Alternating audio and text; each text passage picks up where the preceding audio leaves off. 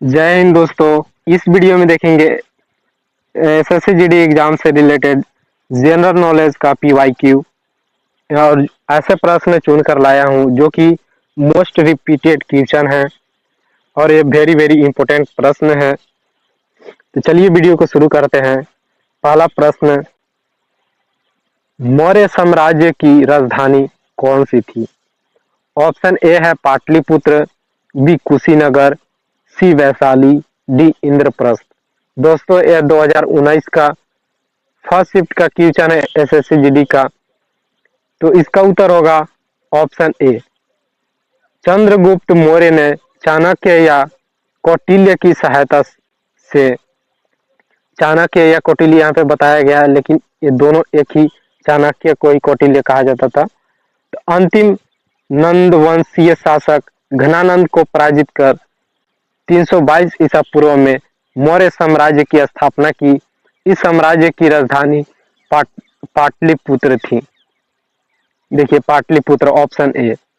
तो पाटलिपुत्र जो कि वर्तमान में पटना है। अर्थशास्त्र के लेखक कौटिल्य चंद्रगुप्त मौर्य के प्रधानमंत्री थे उस समय। अगला, अशोक के शिलालेखों में किस लिपि का सबसे अच्छा उदाहरण मिलता है? ऑप्शन ए ग्रंथ, बी ब्राह्मी लिपि, सी कदम्बा, डी शारदा। दोस्तों यह 2019 का पहला शिफ्ट का क्वेश्चन है। इसका उत्तर होगा ऑप्शन बी। मौर्य युग के महान सम्राट अशोक ने अपने विचार एवं राज्यादेश को पत्थर की शिला पर उत्कीर्ण कराया, जिसे मुख्यतः ब्राह्मी लिपि मिलती है। ऑप्शन बी ब्राह्मी लिपि। अशोक ने खरोष्ठी एवं अरमाइक लिपि में भी लेख लिखवाए हैं। साहबजगढ़ी एवं मानसेहरा अभिलेख खरोष्ठी लिपि में तथा लगमान अरमाइक लिपि शेख ब्राह्मी लिपि है। अगला प्रश्न सॉरी, निम्नलिखित में से महाराजा धीराज की उपाधि धारण करने वाले प्रथम गुप्त सम्राट कौन थे? ऑप्शन ए चंद्रगुप्त प्रथम, बी चंद्रगुप्त द्वितीय, सी समुद्रगुप्त, डी रामगुप्त। ये दोस्तों यह प्रश्न जो कि 2021 का दो बार एक ही मंथ में दो बार टकरा है, 29 और 18 तारीख को, और दोनों सेकेंड शिफ्ट का क्वेश्चन है एसएससी जीडी का। इसका उत्तर होगा ऑप्शन ए चंद्रगुप्त प्रथम, जो कि 319 से 335 ईस्वी को गुप्त वंश का वास्तविक संस्थापक माना जाता है।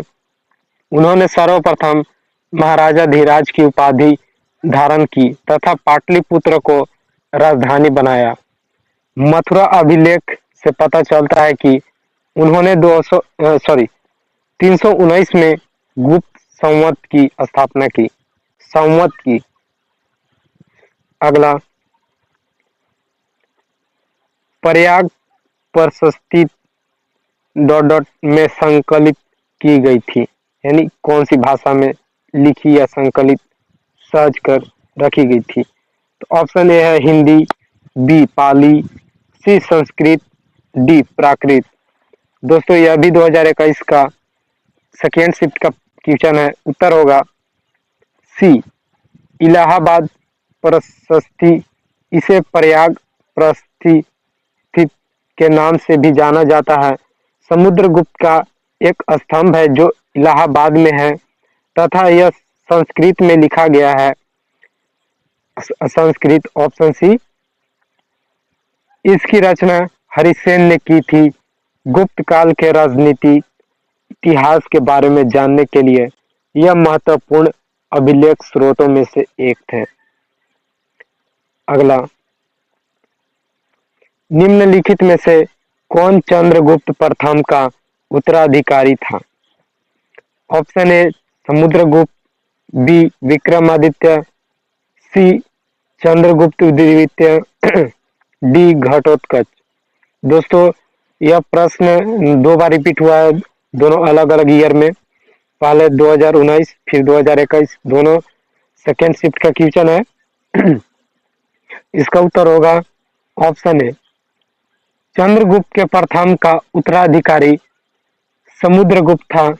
समुद्रगुप्त जो कि 335 से 380 ईस्वी तक गुप्त वंश के चौथे राजा थे एवं उनके साम्राज्य की राजधानी पाटलिपुत्र थी। समुद्रगुप्त एक कुशल योद्धा था। इतिहासकार विंसेंट स्मिथ ने उसे भारत का नेपोलियन कहा था। तो प्रश्न पूछा जाएगा कि चंद्रगुप्त को समुद्रगुप्त को किसने भारत का नेपोलियन कहा, या भारत का नेपोलियन किसे कहा जाता है? तो भारत का नेपोलियन समुद्रगुप्त को कहा जाता है। इसे कहा किसने था? तो इतिहासकार विंसेंट स्मिथ ने पहले कहा, फिर इसे कहा जाने लगा। अगला डॉट डॉट यानी कौन से साम्राज्य के शासनकाल को भारतीय सभ्यता का स्वर्ण युग कहा जाता है, या सोने की चिड़िया का युग, जो भी कह लो। ऑप्शन है बुद्ध, ऑप्शन बी हर्ष, ऑप्शन सी गुप्त, ऑप्शन डी पोरस। दोस्तों यह 2019 का थर्ड शिफ्ट का क्वेश्चन है एसएससी का। इसका उत्तर होगा ऑप्शन सी। गुप्त काल को भारतीय इतिहास का स्वर्ण युग माना जाता है। इसे भारतीय संस्कृति के प्रचार प्रसार, धार्मिक सहिष्णुता, आर्थिक समृद्धि तथा शासन व्यवस्था की स्थापना काल के रूप में जाना जाता है। मूर्ति कला के क्षेत्र में देखें तो गुप्त काल भरहुत स्तूप, सांची स्तूप और स्थापत्य के क्षेत्र में देवगढ़ का दशावतार मंदिर, भूमरा का शिव मंदिर और चित्रकला के क्षेत्र में अजंता, एलोरा तथा बाघ की गुफाओं में की गई चित्रकारी। साहित्य के क्षेत्र में देखें तो कालिदास ने मेघदूतम, ऋतुसंहार तथा अभिज्ञान शकुंतलम की रचना की। विज्ञान तथा प्रौद्योगिकी में आर्यभट्ट ने पृथ्वी की त्रिज्या की गणना की। वहीं वराहमिहिर ने चंद्र कैलेंडर की शुरुआत की। गुप्त काल में विज्ञान प्रौद्योगिकी से लेकर साहित्य, स्थापत्य तथा मूर्ति कला के क्षेत्र में नए प्रतिमानों की स्थापना की गई, जिसमें यह काल भारतीय इतिहास में स्वर्ण युग के नाम से जाना जाता था, गुप्त काल। अगला प्रश्न, 7वीं शताब्दी के प्रारंभ के साथ थानेश्वर और कन्नौज के सिंहासन पर कौन विराजमान था? 7वीं शताब्दी के प्रारंभ के। ऑप्शन है चंद्रगुप्त द्वितीय, बी राजेंद्र चोल प्रथम, सी कृष्णदेव, डी हर्षवर्धन। दोस्तों यह प्रश्न 2019 का पहला शिफ्ट का है। इसका उत्तर होगा डी, ऑप्शन डी हर्षवर्धन। 7वीं शताब्दी के प्रारंभ में प्रभाकर वर्धन की मृत्यु के बाद उसका ज्येष्ठ पुत्र जयवर्धन राजा बना, लेकिन मालवा नरेश देवगुप्त और गौड़ नरेश शशांक की दूरबीन संधि वश मारा गया, जिसके बाद 606 ईस्वी में हर्षवर्धन राज्यवर्धन का छोटा भाई थानेश्वर और कन्नौज के सिंहासन पर विराजमान हुआ। चीनी यात्री हेनसांग, जो उसके शासन काल में आया था, ने हर्षवर्धन के शासन काल के समय सामाजिक, आर्थिक एवं धार्मिक स्थितियों का सजीव वर्णन किया है। अगला,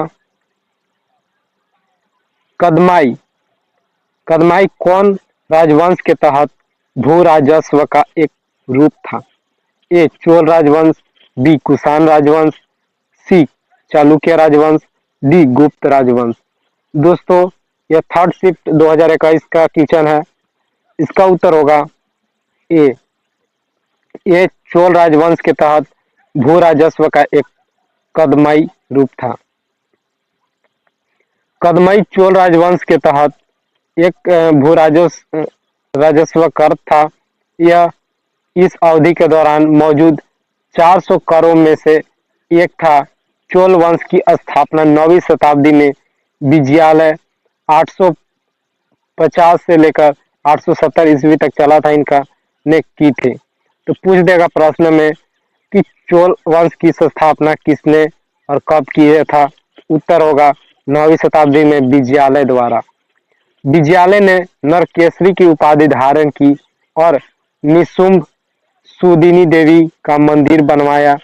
चोल वंश की राजधानी तंजौर, जो कि तंजाउर भी कहते थे, तंजाउर का वास्तुकार कुंजर मल्लन राजराज पेरुथचन था।